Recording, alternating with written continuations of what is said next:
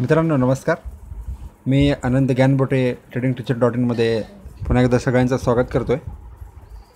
आज आपण शेअर मार्केटमधील समज आणि गैरसमज हा व्हिडिओ बनवणार आहोत. आणि या व्हिडिओमध्ये आपण शेअर मार्केटमध्ये असलेले बऱ्याच लोकांमधील समज आणि गैरसमज नेमके काय आहेत आणि कसे आहेत त्याच्याबद्दल मी बोलणार आहे. तर पुढे जाऊया आपण. हा पूर्ण व्हिडिओ मराठीमध्ये नसेल, मराठी लोकांकरिता.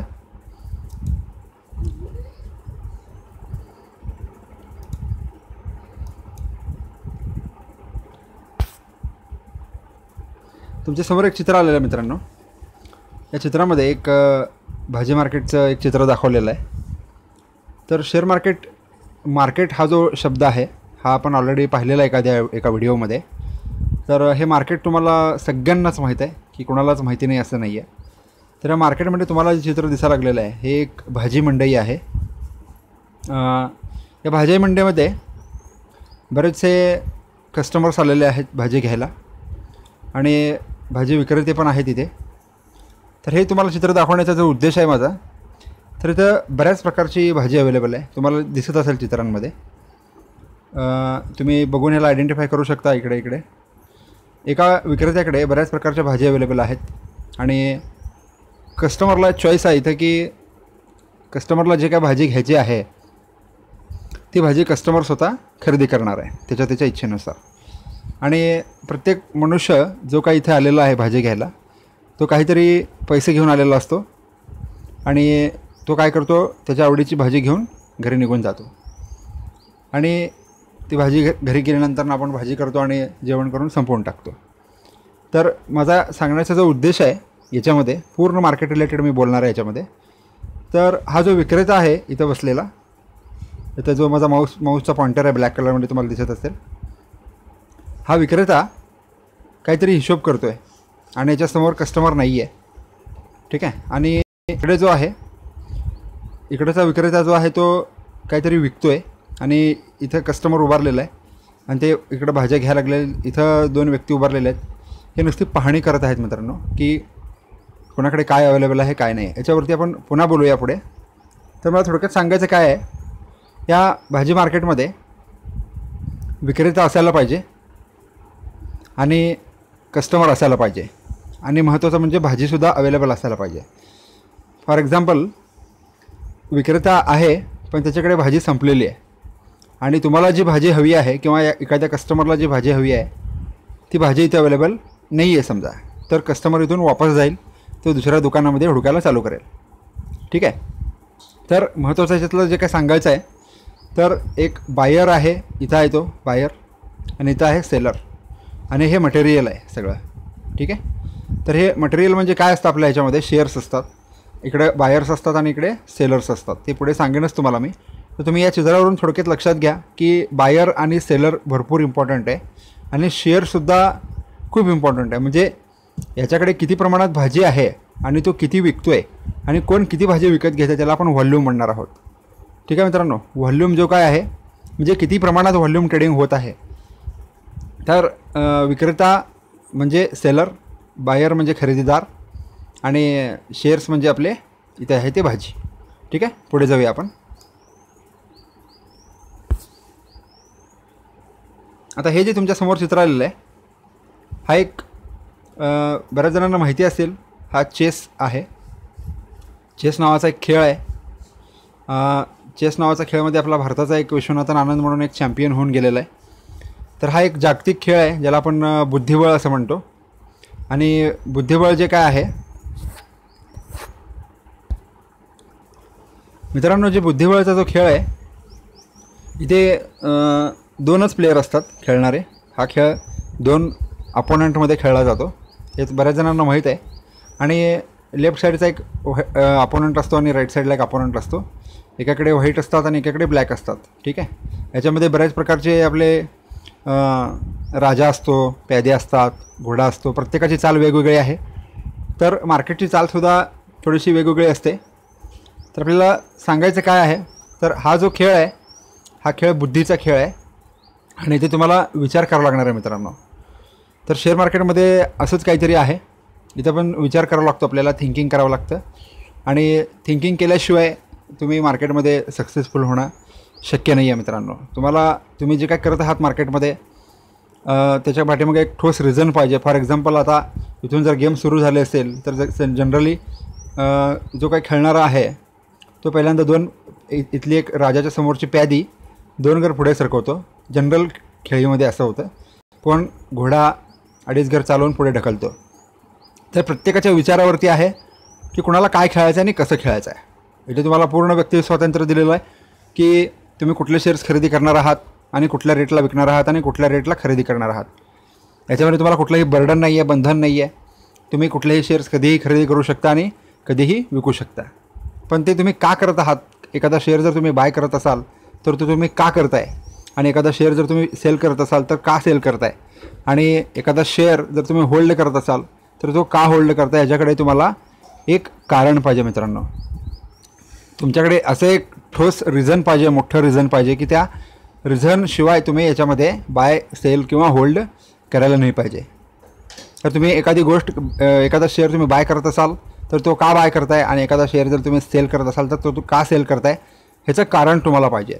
तुम्ही जे काय करताय त्याचं कारण तुम्हाला जर माहीत नसेल, फॉर एक्झाम्पल आता तुम्ही एखादा शेअर बाय केला आणि तो खाली जातो आहे, किंवा एखादा शेअर तुम्ही सेल केला आणि तो वर जातो आहे परत, ठीक आहे. तर हे नेमकं असं का होतं, कारण की याच्या पाठीमागचे रिझन्स तुम्हाला माहीत नसतात. तुम्ही का असं करताय, का एखादा शेअर तुम्ही खरेदी करताय हे तुम्हाला जोपर्यंत कळत नाही तोपर्यंत तुम्ही मार्केटमध्ये सक्सेसफुल होत नाही. मी एकदम सोप्या भाषेमध्ये बनवण्याचा प्रयत्न करणार आहे हा व्हिडिओ. तर प्रत्येक मराठी माणसाला जे कोणी शेअर मार्केटमध्ये इंटरेस्टेड असतील किंवा शेअर मार्केटचे जे काही गैरसमज त्यांच्या डोक्यामध्ये असतील ते मी इथं दूर करण्याचा थोडासा प्रयत्न करणार आहे. ठीक आहे, पुढे जाऊया आपण. आता हे जे चित्र तुमच्या समोर आलेलं आहे हे स्नेक्स अँड लॅडर नावाची एक गेम आहे. तुम्हाला माहीत आहे, आपण सगळ्यांनी लहानपणी हा गेम खेळलेला आहे, बरोबर. तर ह्याच्यावरती आपल्याला पुढं बोलायचं आहे. मी तुम्हाला थोडक्यात इंट्रोड्यूस करून देतो की हा जो गेम आहे सापशिडीचा, याला आपण सापशिडी म्हणतो. आणि या सापशिडीमध्ये तुमची सुरुवात इथून होणार आहे, 0पासून. ठीक आहे, इथं 0 असतो खाली किंवा 1 असतो, आणि तुम्हाला एक एक घर पुढे पुढे जायचं आहे. किंवा जे काही तुमचं डायस आहे, जो डायस इथं दाखवलेला आहे तो डायस तुम्ही हातात घेणार आहे आणि त्याला रोल करून खाली टाकणार आहे. जेव्हा तुम्ही रोल करून खाली टाकता डायस, तर त्या डायसमध्ये 1 to 6 असे डॉट्स असतात. आणि आपण भूमितीमध्ये शिकलेलो आहोत लहानपणी 10वीमध्ये 9वीमध्ये, एक घन असतो, घन. तर त्या घनाच्या बाजूला आजूबाजूला 6 बाजू असतात, आणि त्या 6 बाजूला 1 2 3 4 5 6 7 8 अशा बाजू असतात. सॉरी, मी थोडंसं 8पर्यंत गेलो, पण 6च बाजू इथे असतात. तर त्या 6 बाजूंपैकी कुठला एक आकडा जमिनीवरती पडेल आणि जो समोर येईल, समजा 6 आला तर तुम्हाला 6 घरं तुमचं इकडून पुढे जायचं आहे. ठीक आहे, आणि तिथून पुढे जर 2 पडलं तर तुम्हाला एक शिडी मिळणार आहे, म्हणजे तुम्ही डायरेक्ट वर जाणार आहे. आणि त्या आद्यामध्ये साप पण आहेत, तर त्या सापाच्या घरामध्ये जर गेलं तर साप घेऊन तुम्हाला बरोबर परत खाली आणून सोडेल. ठीक आहे मित्रांनो, तर याच्यामागचा सांगण्याचा जो उद्देश आहे, हा खेळ कशावर डिपेंड आहे सापशिडीचा, ते ह्या डायसवर डिपेंड आहे. ठीक आहे, इथे जो तुम्हाला डायस दिसतो आहे त्या डायसवर हा खेळ डिपेंड आहे. हा खेळ तुम्ही एंटरटेनमेंट म्हणून खेळता, जनरली लहान मुलं खेळतात, आपण पण कधी कधी खेळतो. एंटरटेनमेंट म्हणून हा खेळ खेळला जातो, एक मनोरंजनकरिता. तर हा खेळ खेळत असताना तुम्ही हा खेळ जर पैशावर जर खेळायला गेलात, सापशिडीचा खेळ, तर तो एक जुगार मानला जाईल. ठीक आहे, तर शेअर मार्केटला बरेच लोक जुगार म्हणतात, मी पुढे बोलणारच आहे त्याच्याबद्दल. शेअर मार्केटला बरेच लोक जुगार म्हणतात, सट्टा म्हणतात. तर ते कशामुळे म्हणतात, का म्हणतात, ते आपण पुढे बोलणारच आहोत. ठीक आहे, आपण पुढे जाऊया. तर या खेळाबद्दल तुम्हाला थोडक्यात सांगितलं आहे मी. हा जर खेळ तुम्ही पैशावर खेळायला गेलात तर तो एक जुगार मानला जाईल. आणि मनोरंजनाकरिता जर खेळायला गेलात, सापशिडीचा खेळ बरं का, तर तो एक मनोरंजन म्हणून मानला जाईल. कारण की आता हे जर डायस तुम्ही हातात घेऊन रोल करून खाली टाकलात तर 1 ते 6 पैकी कुठला तरी एक निश्चित येणार आहे अंक. पण नेमका अंक कोणता येणार आहे तो कोणीही गेस करू शकत नाही. ठीक आहे, तर हा खेळ जो आहे तो लहान मुलांचा खेळ आहे, सापशिडीचा एंटरटेनमेंटचा खेळ आहे हा. पुढे जाऊया आपण. ठीक आहे, आता इथं जे चित्र दिलेलं आहे हे क्रिकेटचं चित्र सगळ्यांना माहिती आहे. तर या क्रिकेटच्या खेळामध्ये 2 टीम्स असतात. हा जो खेळ आहे तो 2 टीममध्ये खेळला जातो आणि कुठली तरी एक टीम ही निश्चित जिंकणार आहे आणि कुठली तरी टीम निश्चित हारणार आहे किंवा मॅच टाय होणार आहे. या तिन्हीपैकी कुठली तरी एक कंडिशन याच्यामध्ये सॅटिस्फाय होते आणि तुम्हाला काहीतरी कंडिशन्स त्याच्यामध्ये दिलेल्या असतात की 50 ओव्हरमध्ये एवढे रन करायला पाहिजे आणि एका टीममध्ये 11 प्लेयर्स असतात. किती आऊट झाले एका टीमचे, दुसऱ्या टीमचे किती आऊट झाले, पहिल्या टीमने किती रन केले तेवढेच रन दुसऱ्या टीमला करावे लागतात आणि जर तेवढे रन जर दुसऱ्या टीमने केले तर ती दुसरी टीम मॅच जिंकणार आहे, अन्यथा ती मॅच हारणार आहे, पहिली टीम जिंकणार आहे. तर हा जो खेळ आहे क्रिकेटचा, याच्यामध्ये जो काही बॅट्समन आहेत किंवा बॉलर्स आहेत यांना मेहनत करावी लागते मित्रांनो, लक्षात घ्या. आणि थोडेफार ट्रिक्ससुद्धा वापरावे लागतात. तर हा जो खेळ आहे क्रिकेटचा, या खेळामध्ये 2 टीम आहेत, दोन्ही पण टीम जिंकण्याकरिता प्रयत्न करत असतात. दोन्ही पण टीमला वाटत असतं की आपणच जिंकायला पाहिजे, पण तसं होत नाही. कुठली तरी एक टीम हारणारच आहे आणि त्यांना हार मानावीच लागणार आहे. ठीक आहे. तर शेअर मार्केटमध्ये तुम्हाला आता समजा, या क्रिकेटबद्दलच बोलतो मी 2 मिनिट. समजा जी टीम जिंकणारी आहे त्या टीमच्या बाजूने अपोजिट व्यक्ती जाऊ शकत नाही. फॉर एक्झाम्पल आता इंडिया आणि कुठली तरी एक मॅच चालू आहे, तर इंडिया समजा मॅच जिंकत आहे, ठीक आहे, आणि ज्याच्याबरोबर आपण खेळतो आहोत त्या देशापैकी एखादा व्यक्ती जर म्हणत असेल की इंडिया जिंकणार आहे तर मी त्यांच्या टीममध्ये जातो, तर ते शक्य नाही आहे. पण शेअर मार्केटमध्ये आपल्याला ते शक्य आहे. तुम्ही कुठल्याही टीममध्ये जाऊ शकता, बायरच्या किंवा सेलरच्या. ठीक आहे. तर आपल्या शेअर मार्केटमध्ये बायरची एक टीम असते आणि सेलरची एक टीम असते. ती तुम्हाला इंडिव्हिज्युअल चॉईस आहे की तुम्ही बायरच्या टीममध्ये जाणार आहात की सेलरच्या टीममध्ये जाणार आहात. ठीक आहे. आणि तुम्ही कधीही इकडून तिकडे पार्टी चेंज करू शकता. इकडे शेअर मार्केटमध्ये तुम्हाला तेवढं सूट दिलेलं आहे की तुम्ही एकदा बायरच्या साईडला राहू शकता किंवा एकदा सेलरच्या साईडला राहू शकता. ठीक आहे मित्रांनो, पुढे जाऊया आपण. आता हे जे तुमच्यासमोर चित्र आलेलं आहे ह्याच्यामध्ये नॉलेज इज पॉवर असं लिहिलेलं आहे. ठीक आहे. प्रत्येक ठिकाणी लिहिलेलं आहे नॉलेज इज पॉवर. ह्याचा जो अर्थ आहे सगळ्यांना समजला असेल की तुमच्याकडे जे काय असलेली बुद्धी आहे, ज्ञान आहे, ते ज्ञान तुमचं पॉवर असणार आहे मित्रांनो, लक्षात घ्या. Knowledge is the key to success. म्हणजे तुमच्याकडे जर जे ज्ञान आहे त्या ज्ञानाचा वापर करून तुम्हाला तुमचा सक्सेस गाठायचा आहे. जर तुमच्याकडे ज्ञान नसेल तर तुम्ही थोडेसे पाठीमागे राहू शकता, पण आयुष्यामध्ये आपल्याला कुठल्या तर गोष्टीचं ज्ञान घेणं गरजेचं आहे आणि जे काही गोष्ट तुम्ही करत आहात त्या गोष्टीचं तुम्हाला ज्ञान असल्याशिवाय तुम्ही पुढे जाऊ शकत नाही मित्रांनो, लक्षात घ्या. तर नॉलेज जे काय आहे ते नॉलेज इज पॉवर आहे. नॉलेज तुमचं ज्ञान खूप महत्त्वाचं आहे. तर तुम्हाला ज्ञान जरी नसेल तरी काय हरकत नाही, तरी तुम्ही ज्ञान घेऊ शकता इतरांकडून, पुस्तके वाचून. बरेच काही मटेरियल अवेलेबल आहेत आणि सगळं अवेलेबल असतानासुद्धा बरेच लोक चुकीचे निर्णय घेतात आणि ते लॉसला सामोरे जातात. ठीक आहे मित्रांनो, तर पुढे जाऊया आपण. माझ्या स्वतःबद्दल मी थोडंसं ओळख करून देतो तुम्हाला. माझं नाव आनंद रतिलाल गॅनबोटे इथं लिहिलेलं आहे. वय माझं 30 वर्ष आहे. माझं शिक्षण जे काय झालेलं आहे ते मी कम्प्युटर इंजिनियर आहे आणि सध्या माझं मास्टर ऑफ टेक्नॉलॉजी कंप्लीट झालेलं आहे आणि मी सध्या PhDची तयारी करतो आहे. आणि माझं जे काही PhDचं वर्क किंवा MTechचं जे काही वर्क होतं ते सगळं माझं स्टॉक मार्केटमध्येच आहे मित्रांनो. आणि मी एका इंजिनिअरिंग कॉलेजमध्ये सोलापूरला लेक्चरर आहे एका कॉलेजमध्ये इंजिनिअरिंगच्या, त्याचं नाव BMP आहे. आणि सध्या एक पार्ट टाईम जॉब म्हणून मी ट्रेनिंग देण्याचा एक जॉब करतो आहे शेअर मार्केटमध्ये आणि मी स्वतः पण ट्रेडिंग करतो आहे. तर हे माझ्याबद्दल थोडक्यात झालं. मी काय जास्त माझ्याबद्दल बोलत नाही, सगळ्यांना माहीतच आहे. पुढे जाऊया आपण. आता ही जी स्क्रीन तुमच्या समोर आलेली आहे इथं शेअर म्हणजे काय असं लिहिलेलं आहे. मी पूर्णतः स्लाईड शक्यतो मराठी लोकांना समजावी म्हणून मराठीमधूनच बनवण्याचा प्रयत्न केलेला आहे. थोडंफार इंग्लिश आहे याच्यामध्ये, पुढे आहे ते, पण सध्या जो मराठीमधून थोडंसं बनवण्याचा मी प्रयत्न केलेला आहे. ॲक्च्युली शेअर म्हणजे काय असतं हे सुद्धा बऱ्याच लोकांना माहिती नाही आहे. तर शेअर म्हणजे एक भाग, तुकडा किंवा मालकी हक्क असं तुम्ही म्हणू शकता. ठीक आहे.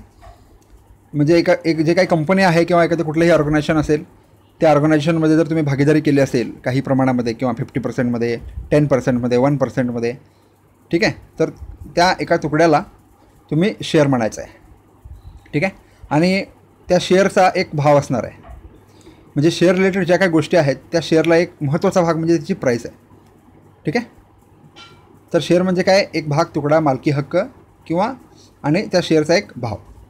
काही लोकांच्या मतानुसार शेअर बाजार म्हणजे जुगार, सट्टा, इन्व्हेस्टमेंट, पैसे मिळवण्याचे साधन असं बऱ्याच काही लोकांचे भाकीत आहेत की शेअर मार्केट एक जुगार आहे, त्याला आपण शेअर मार्केट सट्टा आहे, ते तुम्ही करू नका, त्याच्यामध्ये नुसता लॉसच असतो, नुसता लॉस असतो असे म्हणणारे भरपूर लोक मी पाहिलेले आहेत आणि मी बऱ्याच लोकांना त्याचं उत्तर पण दिलेलं आहे.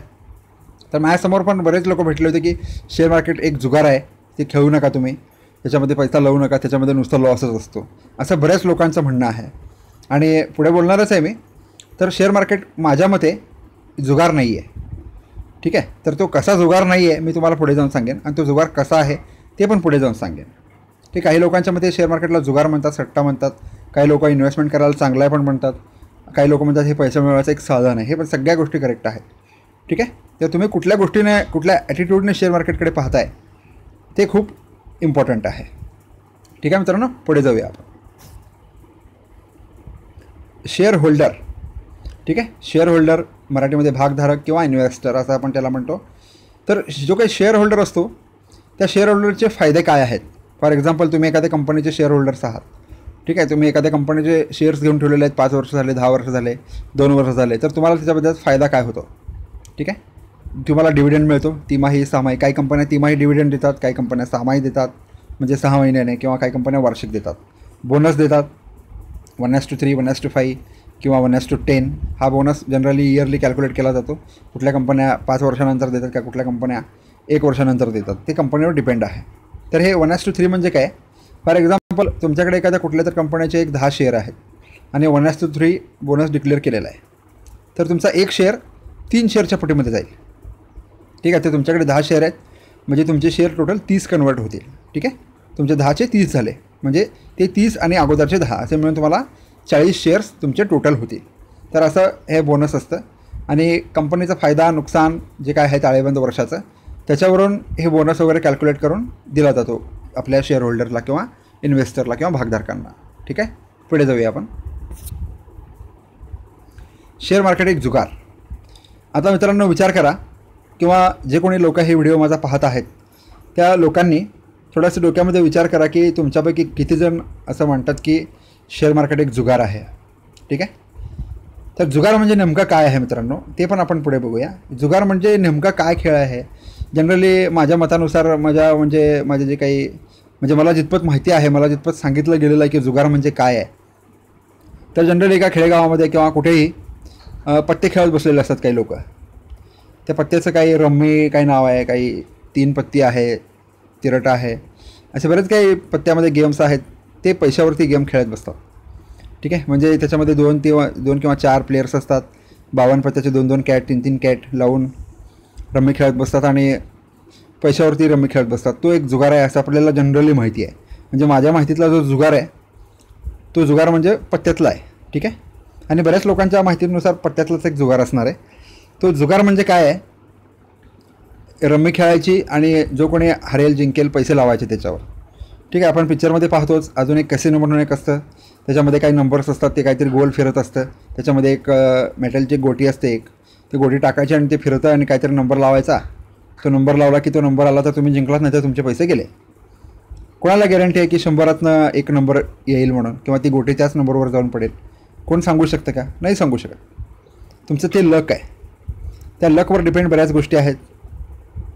लक आहे म्हणून आपण जर तुम्ही जुगार खेळत बसलात तर तुम्ही 10 वेळा हराल आणि 1 वेळा जिंकाल. ठीक आहे मित्रांनो, तर जुगार असाच असतो. मटका, आकडा, मी नावं घेत नाही, पण आकडा एक शब्द प्रसिद्ध आहे की हा माणूस आकडा खेळत होता, या माणसाने घरदार घालवलं आकडा खेळून, किंवा या माणसाने बरंच काही आकडा खेळून घालवलेला आहे, मटका खेळून घालवलेला आहे. तर ह्या ज्या काही गोष्टी आहेत त्याचा अभ्यास आहे की नाही मला माहीत नाही, कारण की त्याच्याबद्दल मला जास्त माहिती नाही आहे. पण तो एक जुगार आहे असं बऱ्याच लोकांचं म्हणणं आहे.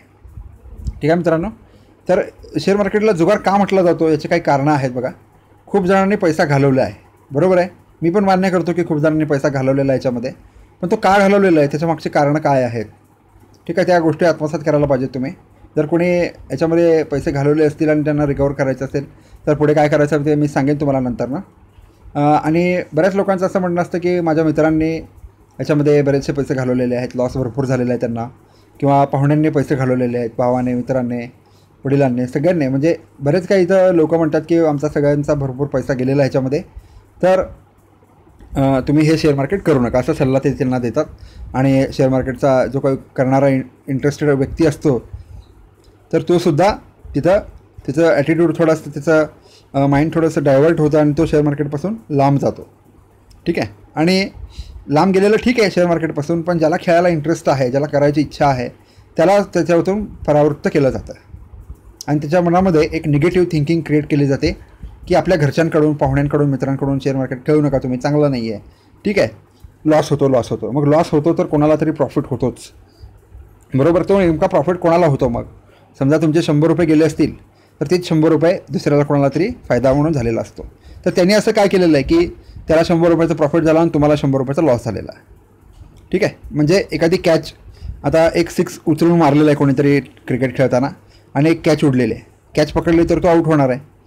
ठीक आहे. आणि कॅच सुटली तर तो आऊट नाही होणार आहे आणि जो कोणी कॅच सोडलेला आहे त्याला शिव्या बसणार आहे. ठीक आहे. हे तुम्हाला जनरली नोन आहे. आणि याच्यामध्ये जो काही पैसा कसा गेलेला आहे त्याचे कारणं तुम्ही द्या.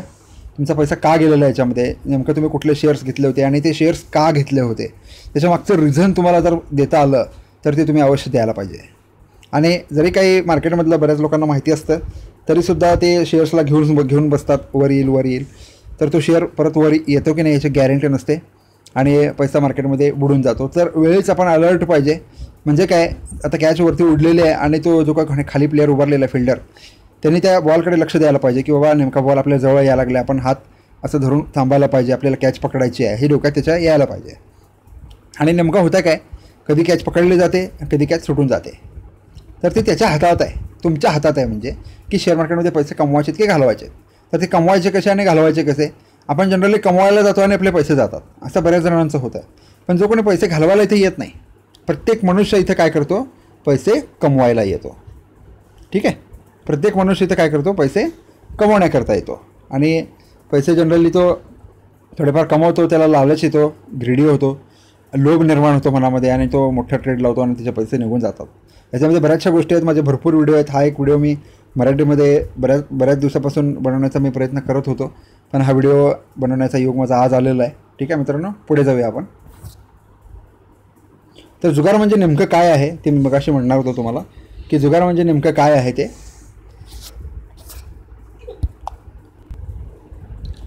मित्रांनो, जुगार म्हणजे नेमकं काय, इथं मी स्पष्ट शब्दामध्ये लिहिलेलं आहे, कशाचीही माहिती नसताना काहीही करणे हे एक जुगार खेळल्यासारखं आहे. म्हणजे एक सिंपल उदाहरण घेतलेलं आहे मी. एक डॉक्टर आहे, त्याचं काम डॉक्टरचं काम आहे पेशंट तपासायचं, त्याच्यावर औषधं द्यायचं आणि तो शेती करायला लागलेला आहे स्वतः. तर त्याला ते जमणार नाही, ते एक जुगार खेळल्यासारखंच आहे.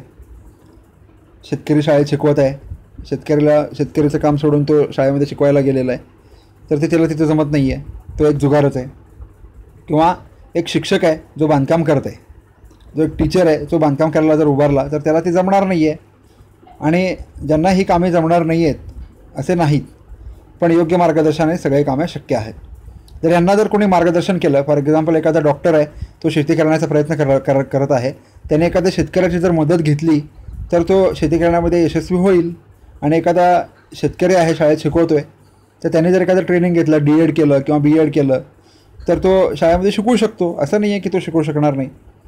किंवा एक शिक्षक आहे, त्याने एखाद्या सिव्हिल इंजिनियरकडे जाऊन जर माहिती गोळा केली, कसं बांधकाम करायला पाहिजे, काय पाहिजे, प्लॅन कसे बनवायचे, काय, त्याने जर ती माहिती घेतली तर ते पण शक्य आहे. पण तुम्हाला काय माहितीच नाही आहे आणि तुम्ही ती गोष्ट करत आहात, पैसे लावत आहात, त्याच्यामध्ये तुम्हाला काहीच माहीत नाही आहे, तुम्ही शेअर बाय करताय, मनाने बाय करताय आणि मनानेच सेल करताय, लॉस व्हायला लागला म्हणून. तर तुम्ही का बाय करताय याच्या मागचं कारण तुम्हाला माहिती असायला पाहिजे मित्रांनो. तर तुम्ही तसं जर आंधळी जर तुम्ही एखादा शेअर बाय करत असाल किंवा सेल करत असाल तर ते एक जुगार खेळल्यासारखं आहे. ठीक आहे. मग तुम्ही शेअर मार्केटला एक जुगार म्हणू शकता. कधी जेव्हा तुम्ही अजून बॉल टाकलेलाच नाही आहे पण आंधळी बॅट फिरवा लागलेला आहे समोरनं, तर ते एक जुगारच आहे ना. काय माहितीच नाही आहे, बॉल पण टाकला आहे नाही टाकला आहे, तिकडून बॉलर पळत यायला लागला तरी पण उगाच्या उगाच आंधळी बॅट फिरवायची, तर त्याला एक जुगारच म्हटल्यासारखं आहे ना. म्हणजे बसला तर 6 नाही तर बोल्ड उडणार आहे. लक्षात आलं. तर तुमच्याकडे एक योग्य मार्गदर्शक पाहिजे, मार्गदर्शन करणारं जे काही असेल तुमच्याकडे, तर तिथं तुम्ही मार्गदर्शन अवश्य घ्या.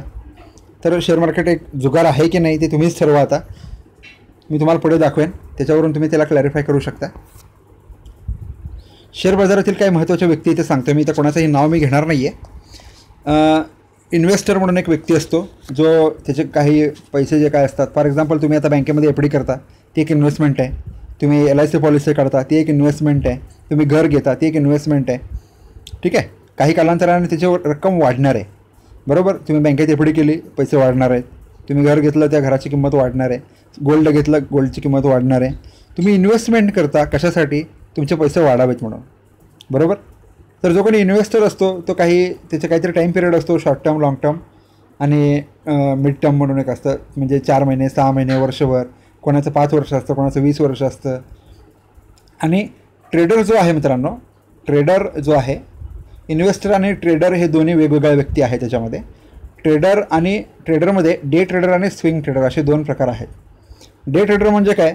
जेव्हा तुमचं मार्केट ओपन होतं 9:15 वाजता सकाळी इक्विटीचं, आणि दुपारी 3:30पर्यंत मार्केट बंद होतो, तेवढ्याच पिरियडमध्ये तो काहीतरी शेअर्सची खरेदी करत असतो आणि विक्री करत असतो, त्याला म्हणायचं डे ट्रेडर. आणि स्विंग ट्रेडर म्हणजे काय? 1-2 दिवसाकरता, आठवड्याकरता, मॅक्सिमम 2 ते 3 आठवड्यांपर्यंत एखादा शेअर जर तुम्ही घेऊन होल्ड करत असाल आणि तो परत विकत असाल आठवड्यानंतर किंवा 2 आठवड्यानंतर, त्याला स्विंग ट्रेडर म्हटलं जातं. ठीक आहे मित्रांनो. तर याच्यामध्ये इन्व्हेस्टर आणि ट्रेडर ह्या 2 व्यक्ती आहेत. आणि खरेदीदार, बायर, याच्याकरता एक बैलाचं चित्र असतं, जो कोणी बायर आहे, आणि विक्रेता जो आहे सेलर, त्याच्यामध्ये बियर असतो. म्हणजे चित्रात दाखवलेलं आहे की बियर म्हणजे अस्वल आहे जो विक्रेता आहे, आणि खरेदीदार म्हणजे आपला बैल आहे. ठीक आहे. त्या चित्रामध्ये दाखवलेलं आहे NSE BSEमध्ये. तर ते पुढे सांगतो आहे मी तुम्हाला. खरेदीदार म्हणजे इथं बाय ऑर्डर, जो बायची ऑर्डर टाकणार आहे तो खरेदीदार आहे. आणि याच्यामध्ये 2 पद्धतीने तुम्ही खरेदी करू शकता एखाद्या शेअरची. एक तर मार्केट रेटने तुम्ही खरेदी करू शकता किंवा लिमिट प्राईसने खरेदी करू शकता. ठीक आहे मित्रांनो. मार्केट रेट म्हणजे काय? सध्याचा जो चालू भाव आहे त्या चालू भावाने डायरेक्ट तुम्ही खरेदी करू शकता, किंवा चालू भावाच्या थोडंसं कमी रेटने तुम्ही त्याला लावून ऑर्डर टाकून ठेवू शकता, त्याला आपण लिमिट प्राईस म्हणतो. ठीक आहे. विक्रेता, सेलर. ठीक आहे. सेल ऑर्डर टाकतो तो, त्याच्यामध्ये पण लिमिट प्राईस असते. फॉर एक्झाम्पल एखादा शेअर समजा 900 रुपयाला चालू आहे आणि तो 910 रुपयाने विकणार आहे, तर 910ची तो ऑर्डर टाकण्याने सोडून देईल, त्याला लिमिट प्राईस म्हणतो आपण. आणि मार्केट प्राईस म्हणजे 900 रुपये भाव चालू आहे, 900 रुपयांनी डायरेक्ट जर तुम्ही विकून टाकत असाल तर त्याला म्हणतात मार्केट प्राईस. ठीक आहे. तर विक्रेता जो आहे, ज्याच्याकडे काहीतरी वस्तू आहे तो विकणार आहे, आणि खरेदीदार जो आहे त्याच्याकडे काही नाही आहे पण तो खरेदी करणार आहे पैसे देऊन. ठीक आहे. जेव्हा विक्रेता विकून टाकेल तेव्हा त्याची वस्तू त्याच्याकडून जाईल आणि त्याला त्याच्याबद्दल पैसे येतील. ठीक आहे. असा याच्यामध्ये एक कन्सेप्ट असतो. तर याच्यामध्ये बायर आणि सेलर 2 इम्पॉर्टंट व्यक्ती आहेत. तर इकडे लेफ्ट साईडला ग्रीन कलरमध्ये तुम्हाला दिसत असेल बायर लिहिलेलं आहे, आणि इकडं रेडमध्ये सेलर, विक्रेता लिहिलेलं आहे. याच्यामध्ये बिड प्राईस, बार्गेन.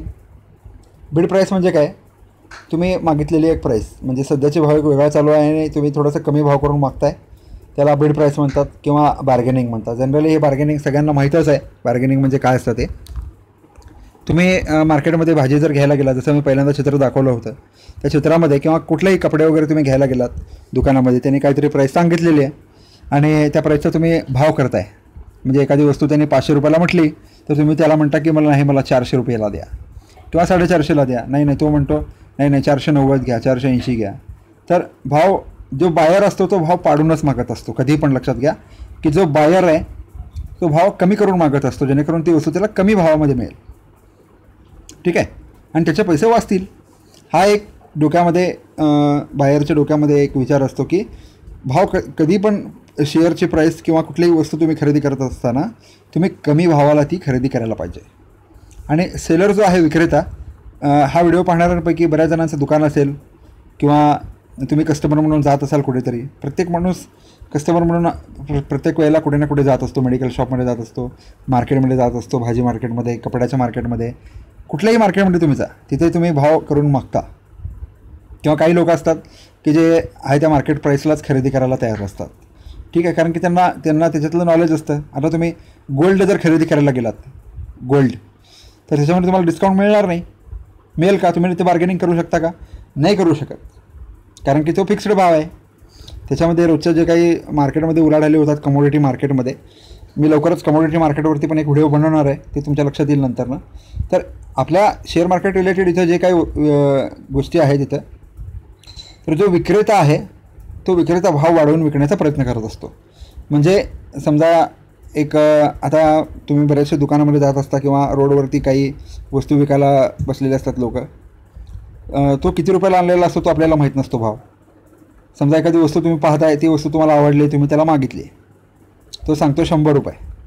समजा एक्झाम्पल घ्या, तो 100 रुपये म्हणतो, तुम्ही त्याला 80 रुपयाला द्या किंवा 70ला द्या असं म्हणता तुम्ही, तर तो भाव कमी करायला तयार होत नाही कधी कधी. कारण की तो त्याला कुठलाही विक्रेता जो आहे त्याच्या डोक्यामध्ये असतं की आपली वस्तू कशी जास्त किमतीला आपण विकू, आणि जो खरेदीदार असतो आपण कसं कमी पैशामध्ये एखादी वस्तू खरेदी करू. या सेलर आणि बायरच्या डोक्यामध्ये जे काही विचार असतात त्याच्याबद्दल मी थोडक्यात बोललो आहे तुम्हाला. तर तुम्ही कसं ॲक्ट करायला पाहिजे ते तुम्ही स्वतः याच्यावरून एक विचार करू शकता मित्रांनो. तर एक मार्केट डेप्थ विंडो असते आपल्याकडे आपल्या शेअर मार्केटमध्ये. त्याचं थोडंसं झूम करतो याला मी. आता हे जे काय आहे इंडस्ट्रियल बँक आहे. इंडस्ट्रियल बँकचं एक उदाहरण आहे ते मी घेतलेलं. याच्यामध्ये मार्केट डेप्थ विंडोमध्ये काय काय असतं ते तुम्हाला थोडक्यात सांगतो मी. बघा,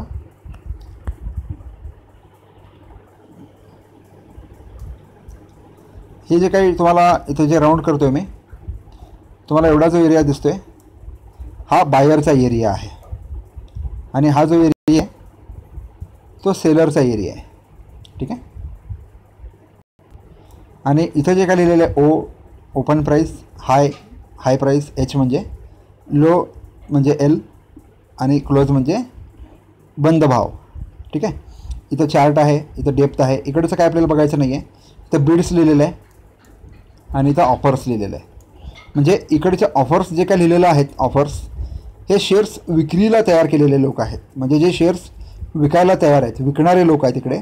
आणि इकडे डाव्या बाजूला बिड्स लिहिलेलं आहे. बिड्स म्हणजे जे शेअर्स खरेदी करणार आहेत. तर तुमच्या लक्षात आलं असेल इथं टोटल क्वांटिटीमध्ये 92,489, आणि इकडे सेलरच्या ऑफरच्या ह्याच्यामध्ये टोटल क्वांटिटीमध्ये 83,819 असं लिहिलेलं आहे. ठीक आहे. आणि इथं जे काय तुमच्यासमोर दिसतो आहे बीड प्राईस 1422.20 आणि सेल प्राईस 1422.95. ठीक आहे. म्हणजे इथं क्वांटिटी 26 लिहिलेलं आहे आणि 2 लिहिलेलं आहे. ठीक आहे. हे काय आहे मी तुम्हाला सांगतो. तर हे 2 काय आहे, इथे 2 ऑर्डर्स आहेत. ठीक आहे. म्हणजे 2 ऑर्डर टाकणारे 2 व्यक्ती असणार, बरोबर. आता तुम्ही जनरली शेअरमध्ये एका शेअरची जर तुम्ही खरेदीची ऑर्डर टाकत असाल तर तुम्ही एकच ऑर्डर टाकता ना, जनरली एकच टाकता.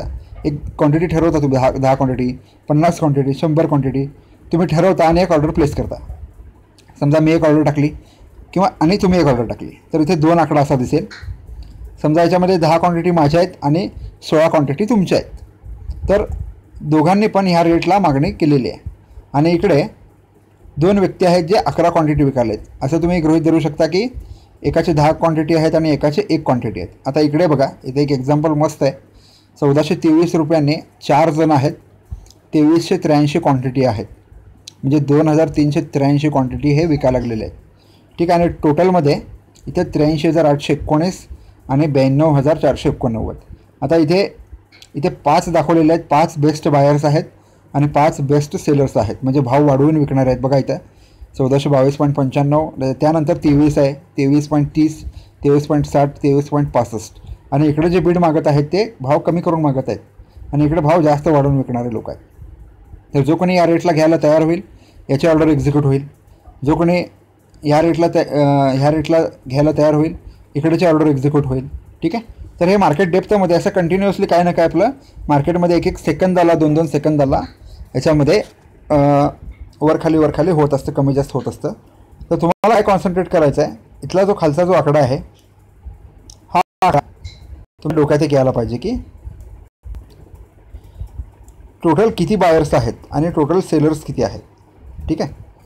तर जिथं बायर्स जास्त आहेत म्हणजे काय, खरेदी मागणी जास्त आहे आणि विक्री कमी आहे, म्हणजे विक्रेते कमी आहेत, तिथे भाव वाढणार हे तुमच्या लक्षात यायलाच पाहिजे, बरोबर. फॉर एक्झाम्पल आता तुम्हाला मार्केटमध्ये आंबे घ्यायला, आता आंब्याचा सीझन चालू आहे, आता तुम्ही आंबे घ्यायला मार्केटमध्ये जाणार आहे आणि एका मार्केटमध्ये तुम्ही गेलेलं आहे, तिथे फक्त एकच व्यक्ती आंबे विकतो आहे, जिथे दुसरा व्यक्ती आंबे विकणारा नाही आहे. तर सगळे लोक त्याच्याकडे जाऊन आंबे घेणार आहेत. मग तो भाव वाढवून विकणार, भरपूर गिऱ्हाईक यायला लागलं त्याला, तो 200 रुपये डझनचा 300, 400 करत विकून टाकतो सगळा माल आणि भरपूर प्रॉफिट कमावतो. ठीक आहे. तर हे एक मार्केट डेप्थचं तुम्हाला एक्झाम्पल दिलेलं आहे मी. इथं ओपन प्राईस असते, म्हणजे जेव्हा मार्केट सुरू झालं तेव्हा सुरुवातीचा भाव काय होता आणि जेव्हा मार्केट हाय प्राईसला गेलं, आता इथे ओपन आणि हाय सेमच आहे, आणि म्हणजे जेव्हा ओपन झालं मार्केट त्याच्यापेक्षा जास्त वर गेलंच नाही, आणि जेव्हा मार्केट खाली लोला आलं होतं 1413ला, त्यावेळेचा हा भाव आहे 1413.20, म्हणजे मार्केट ह्या प्राईसपर्यंत आलं होतं आणि क्लोज होताना 1426ला नंतरनं ते क्लोज झालेलं आहे. हा एक स्क्रीनशॉट घेतला होता मी. हे क्लोज प्राईस आहे ती कालची किंवा हा जो विंडो घेतलेला आहे मी त्याच्या अगोदरच्या दिवसाची क्लोज प्राईस आहे. जोपर्यंत मार्केट पूर्ण बंद होत नाही तोपर्यंत हा भाव आपल्याला लक्षात येत नाही. ठीक आहे मित्रांनो. तर मार्केट डेप्थमध्ये तुम्हाला बिड्स, ऑफर्स आणि ओपन, हाय, लो, क्लोज ह्या 4 गोष्टी खूप इम्पॉर्टंट आहेत, आणि व्हॉल्यूम किती ट्रेड झालेलं आहे ते इथे दिलेलं आहे. ठीक आहे, पुढे जाऊया आपण आता. लॉस का बरं, नुकसान का? तुम्हाला जर नुकसान शेअर मार्केटमध्ये झालं असेल किंवा होत आहे तर तेवढाच फायदा कोणाला तरी नक्कीच झालेला आहे. समजा तुमचा 1000 रुपये गेलेला आहे, काही जणांचा 50,000 गेलेला आहे, काही जणांचे 2 लाख 5 लाख शेअर मार्केटमध्ये लॉस झालेला आहे. तर तेवढाच पैसा कोणाला तरी प्रॉफिट म्हणून झालेला आहे. तो एकाला झाला नसेल, डिवाईडमध्ये झाला असेल, पण तेवढाच प्रॉफिट नक्की कुठेतरी झालेला आहे. ठीक आहे मित्रांनो. तर तुम्ही लॉस सहन करताय म्हणजे कोणीतरी तेवढा प्रॉफिट घेत आहे, हे तुमच्या डोक्यात यायला पाहिजे. तर लॉस का बरं होतो याचे काही कारणं मी अंदाजे इथं लिहिलेले आहेत. म्हणजे माझ्या डोक्यामध्ये जे काय आलं होतं जेव्हा मी हा व्हिडिओ बनवतो आहे, जेव्हा मी हे पॉवर पॉईंट प्रेझेंटेशन बनवत होतो तेव्हा नुकसान कशामुळे होतं त्याच्याबद्दलची काही कारणं इथं लिहिले होते मी. नो नॉलेज ऑफ मार्केट, म्हणजे मार्केटबद्दल काहीच माहिती नाही आहे म्हणून तुम्हाला लॉस होणार आहे, हे एक कारण आहे. परत रॉंग ॲडवाइसेस, चुकीचे मार्गदर्शन, म्हणजे कोणीतरी तुम्हाला सांगितलं की हा शेअर घ्या, तो शेअर घ्या, तुमचा फायदा होईल.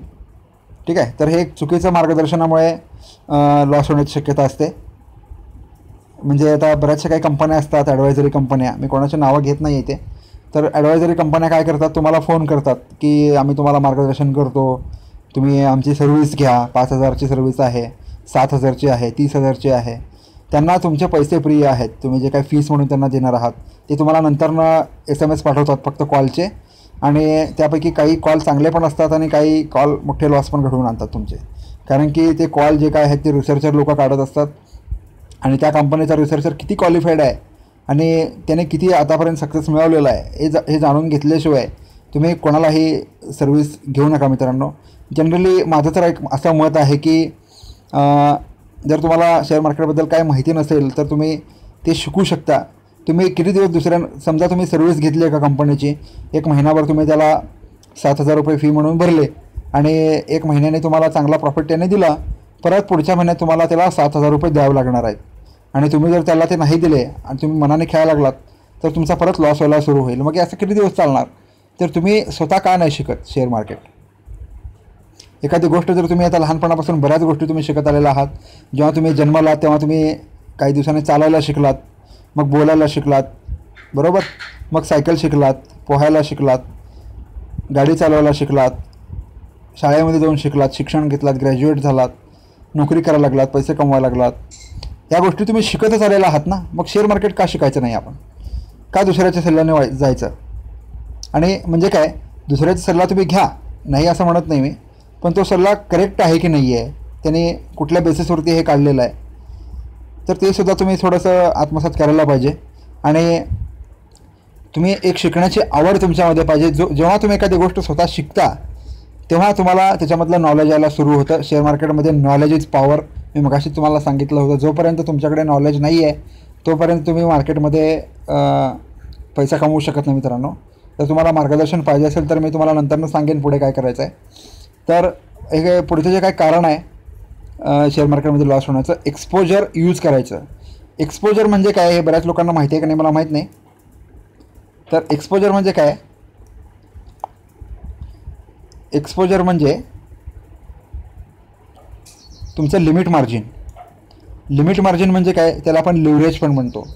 म्हणजे तुमच्याकडे एक अमुक रक्कम आहे आणि त्या रकमेच्या अमुक रक्कम तुम्हाला तुमचा ब्रोकर उधार देतो एका दिवसासाठी, किंवा काही ब्रोकर आठवड्यासाठी देतात, काही ब्रोकर एका दिवसासाठी देतात.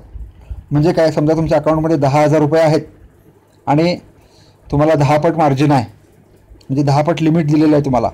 म्हणजे ते तुमचे 10,000 सोडून अजून 10 पट 10,000च्या म्हणजे 1 लाखाचं ट्रेडिंग, 1,10,000 रुपयाचं ट्रेडिंग तुम्ही एका दिवसामध्ये करू शकता. ठीक आहे. तर ते लेवरेज तुम्हाला का दिलेलं आहे, का ब्रोकर तुम्हाला लेवरेज देतो, त्याच्या मागचं एक मोठं रिझन आहे, ते म्हणजे त्याचा ब्रोकरेज जनरेट करणं. जोपर्यंत ब्रोकरेज जनरेट होतो तोपर्यंत त्या ब्रोकरला चांगलाच फायदा होतो. समजा तुम्हाला आणि जर तुम्ही बुद्धीने जर ट्रेडिंग करत असाल, लॉजिक लावून जर ट्रेडिंग करत असाल, तर त्या लेवरेजचा तुम्हाला फायदा पण उचलता येतो चांगला. तुमचे ट्रेड जर करेक्ट बसत असतील, तुमच्या 10,000मध्ये 1 लाखाचं ट्रेडिंग जर तुम्ही करत असाल आणि तुम्हाला 10,000मध्ये जर 200 रुपये मिळत असतील, तर त्या 1 लाखामध्ये तुम्हाला 2,000 रुपये मिळतील. बरोबर.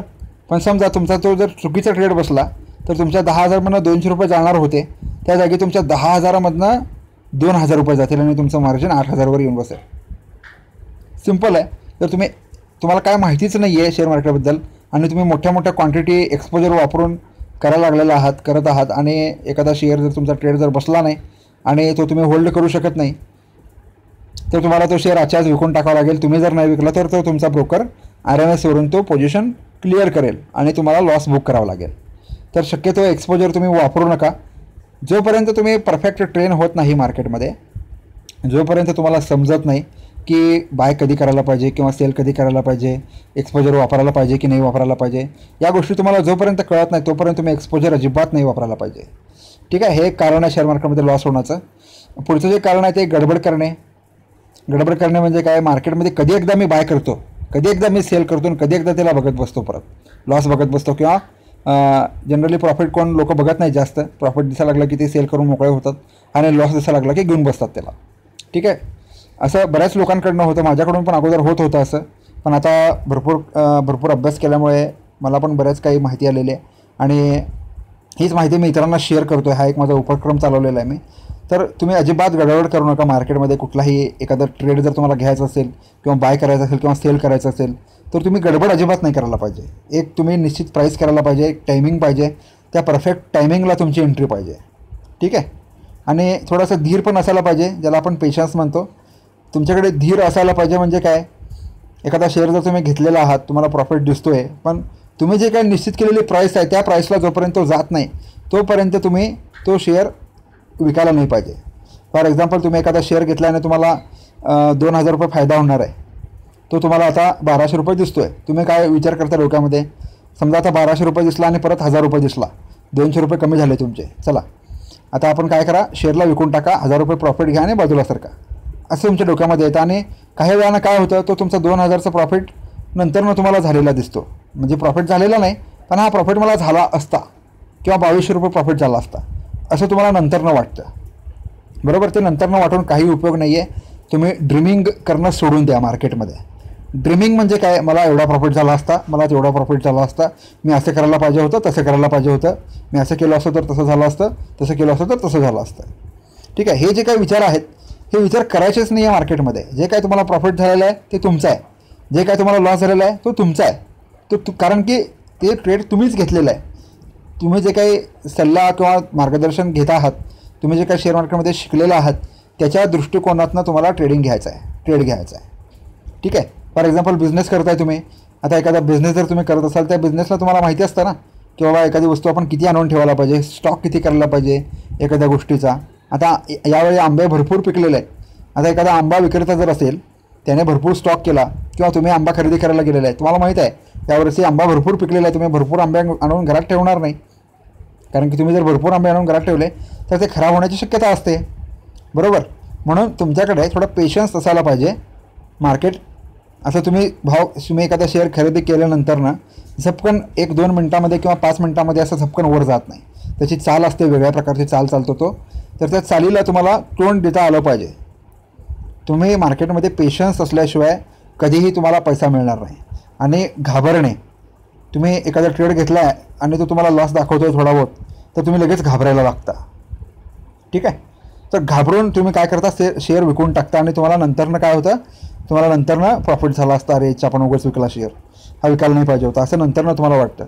ठीक आहे.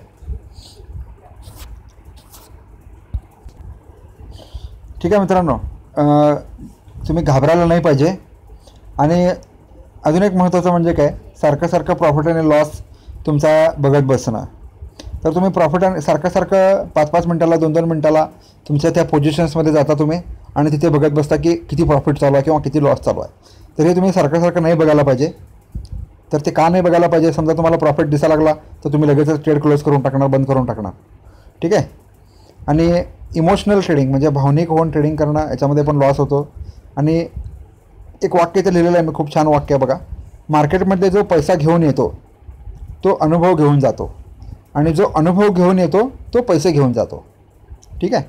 तर तुमच्याकडे जोपर्यंत तुम्ही पैसे घेऊन येता मार्केटमध्ये आणि तुम्हाला एक अनुभव मिळतो आणि तुम्ही अनुभव घेऊन जो येतो मार्केटमध्ये तो पैसे घेऊन जातो. ठीक आहे. तर हे काही लॉसची कारणं इथं दिलेले होते मी. आणि तुम्हाला शेअर मार्केटमध्ये आता जे कोणी एक्सपिरियन्स्ड लोक असतील किंवा ज्यांचा बराच याच्यामध्ये लॉस झालेला आहे आणि त्यांना तो लॉस जर रिकवर करायचा आहे किंवा जे नवीन ट्रेडर्स आहेत, नवीन ट्रेडर्सला जर गायडन्स पाहिजे असेल तर मी सध्या एक वैयक्तिक ट्रेनिंगचा एक प्रोग्राम सुरू केलेला आहे. आणि सध्या उन्हाळ्याची सुट्ट्या असल्यामुळे मी निवांतच आहे. तर तुम्ही मला कॉन्टॅक्ट करू शकता ट्रेनिंगकरिता. तर तुम्हाला लॉस होत असेल किंवा प्रॉफिट जरी होत असेल तर अजून जर तुम्हाला काही गायडन्स एक्स्ट्रा पाहिजे असेल तर तुम्ही माझ्याकडून ट्रेनिंग घेऊ शकता. मी एक वैयक्तिक ट्रेनिंग देत आहे मार्केटमध्ये. आणि तुम्ही रजिस्ट्रेशन करता या वेबसाईटवरती जा, www.tradingteacher.in वरती. इथे चुकून .com झालेलं आहे. ठीक आहे. तर हे .com नाही आहे, हे .com नाही आहे, हे .in आहे. इथे तुम्हाला .in करायचं आहे कारण की ही इंडियाची वेबसाईट आहे आपली. आणि तुम्हाला मला कॉल करून किंवा मी तुम्हाला कॉल करेन जेव्हा तुमचं रजिस्ट्रेशन होईल तेव्हा डेट आणि टाईम फोनवरती कन्फर्म करायचं आहे. मित्रांनो, वैयक्तिक ट्रेनिंग मी तुम्हाला देतो आहे. बऱ्याच लोकांनी ट्रेनिंग घेतलेलं आहे. जनरली मुंबई, पुणे बरेच गावं फिरून आलेलो आहे मी. मुंबई आणि पुण्यातल्या बऱ्याच लोकांना मी ट्रेनिंग दिलेलं आहे. तर तुम्ही पण जर इंटरेस्टेड असाल तर तुम्ही ट्रेनिंग घेऊ शकता. आणि आपली ट्रेनिंगची फीस जे काय आहे ते एकदम कमी आहे.